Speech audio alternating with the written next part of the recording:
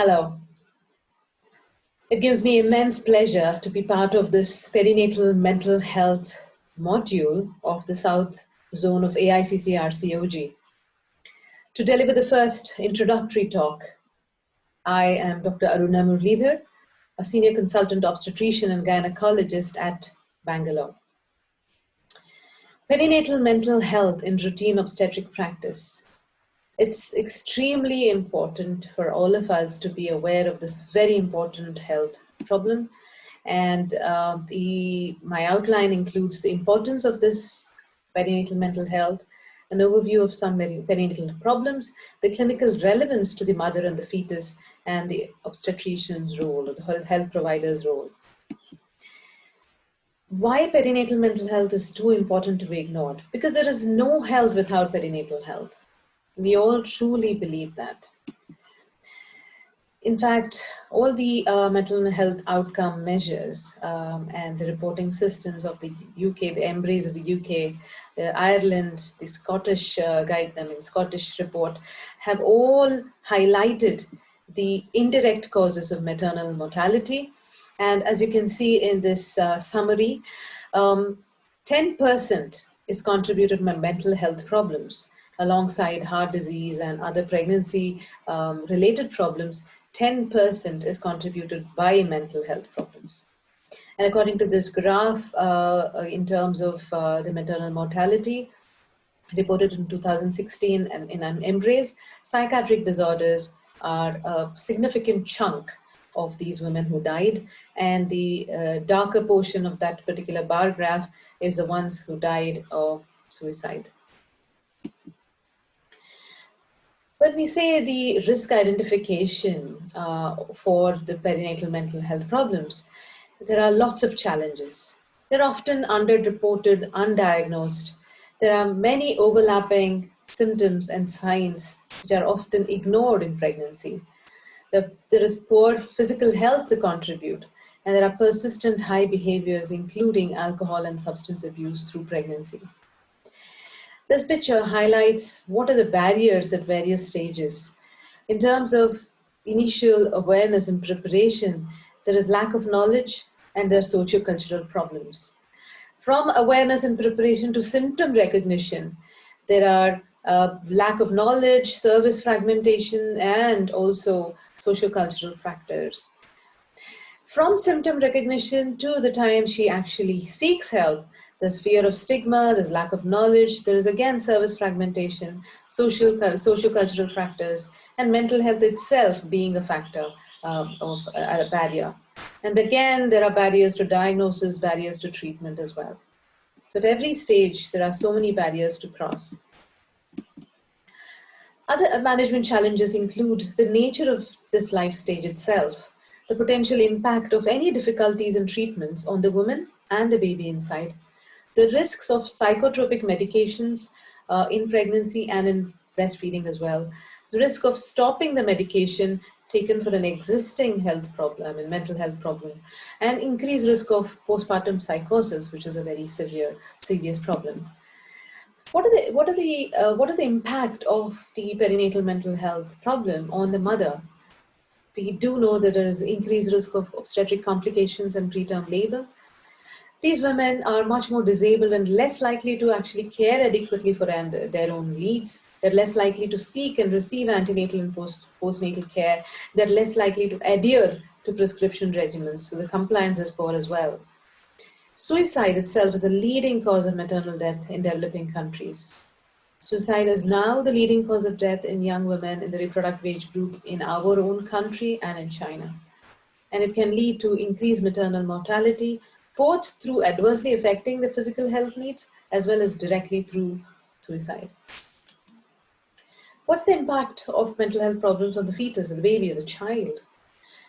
Pregnancy-related mental health problems lead on to poorer outcomes such as lower birth weight babies, preterm deliveries, preterm birth. There's significant risk of poor cognitive development associated with depression in the immediate postpartum period, and the risk is particularly high if the depression persists beyond postpartum as well. Neurocognitive impairments are known to happen in general cognitive development, in attention regulation, IQ is lower, and working memory is lower as well in these children. Impact of children on children goes on even later. There is impact because of compromised ability of the mother, the carer, to look after the baby.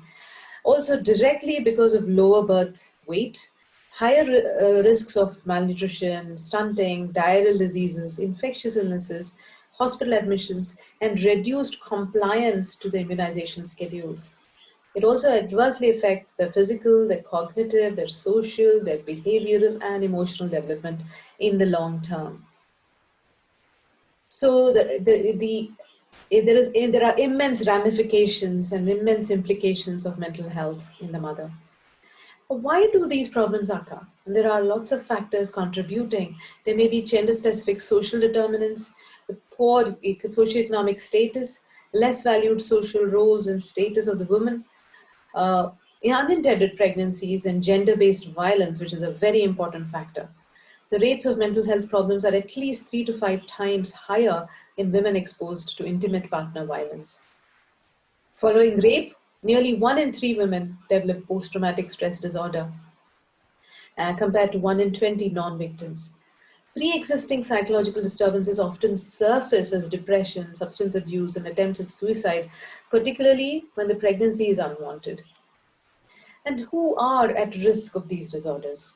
Women who are sort of slightly older, they the ones who have a very high risk pregnancy, those who have undergone assisted reproduction, such as IVF cycles, and previous pregnancy loss contribute a lot to mental health problems. So these are the warning signs that we need to look out for, the risks identification. Poverty, migration, extreme stress, whether work related or otherwise, exposure to violence, domestic or sexual or gender based violence at workplace, emergency conflict situations, and natural disasters, and low social support. All these contribute to mental health disorders. So when we find these are, sort of the rings, I mean, the bells should start ringing. In terms of the kinds of perinatal problems, depression and anxiety are quite common. 12% of women experience depression in pregnancy, and 13% experience anxiety at some point or the other. Many experience both. Also, depression and anxiety affect 15 to 20 women, percent of women in the first year of childbirth, after childbirth. Anxiety disorders, there is a big spectrum, there's a vast spectrum of panic disorder, generalized anxiety disorder, obsessive compulsive disorder, especially in pregnancy, post-traumatic stress disorder, and tocophobia, which is specific to pregnancy, and this is extreme fear of childbirth. Other mental health issues include postpartum psychosis, which affects between 1 to 2 women in 1,000 women who have given birth, especially those with a bipolar disorder. Changes to body shape, including weight gain in pregnancy and after childbirth, may be a concern for women with an eating disorder, especially the binge eating disorder. Smoking and use of illicit drugs and alcohol in pregnancy are also quite common. So, what can be done and by whom? We've been able to understand the importance, the implications. Now we need to understand what can be done and by whom. And I think the onus lies on all the strata of healthcare system, that is starting with the nurses, registrars, the midwives, the lactation specialists who can pick up postpartum blues or psychosis, as obstetrician and gynecologists who provide them care even before they fall pregnant, general practitioners who see them quite often, and anyone practicing obstetrics. So more than anything else, the family, the immediate family, needs to be aware of these signs and symptoms and need to be able to bring it into the limelight. Preconceptional advice at every point of time, at every meeting with a healthcare professional, women of childbearing potential who have new or existing or past mental health problems need to be told about the use of contraception, effective contraception. We need to elicit any plans of pregnancy. And we also have to be able to counsel them about how pregnancy and childbirth affects the mental health problem, including the risk of relapse, and how the mental health problem itself and its treatment affect the woman and the fetus and the baby. Also, how a mental health problem and its treatment might affect parenting later on. And we all need to be aware that we should not prescribe valproate for any acute or long term treatment of a mental health problem, especially in women and girls of childbearing potential. So, in conclusion, I would like to say that perinatal mental health is a big, a direct cause for maternal mortality, and it has direct implications on maternal, neonatal, and child morbidity and mortality. Mental health issues pose a huge social and financial burden on the health services of any country, and as obstetrician and every healthcare professional in maternity services and otherwise have an important role in preventing and handling emotional distress, as pregnancy is the only time when the woman is in regular contact with a health professional. Thank you very much.